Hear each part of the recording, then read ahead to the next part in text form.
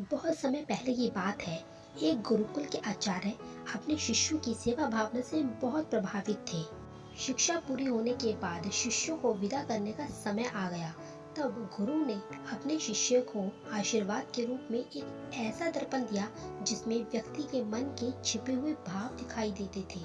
वह शिष्य उस दर्पण को पाकर बहुत खुश हुआ।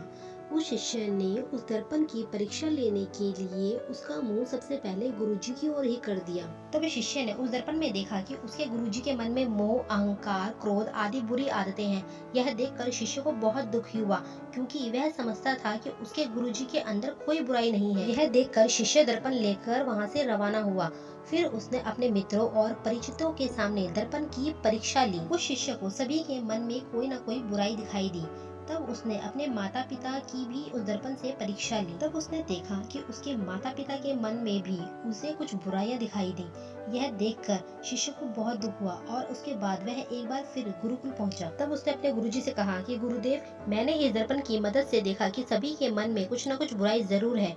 तब गुरु ने दर्पण का रुख उस शिष्य की ओर कर दिया। तो शिष्य ने देखा कि उसके मन में भी अहंकार, क्रोध जैसी बुराइयां हैं। तब उसके गुरु ने शिष्य को समझाते हुए कहा कि यह दर्पण मैंने तुम्हें अपनी बुराइयां देखकर खुद में सुधार करने के लिए दिया था, दूसरों की बुराइयां देखने के लिए नहीं। जितना समय तुमने दूसरों की बुराइयां देखने में लगाया, उतना समय खुद को सुधारने में लगाते तो अब तक तुम्हारा व्यक्तित्व बदल चुका होता। इसी तरह हमारी सबसे बड़ी कमजोरी यही है कि हम दूसरों की बुराइयां जानने में ज्यादा रुचि दिखाते हैं, जबकि खुद को सुधारने के बारे में नहीं सोचते।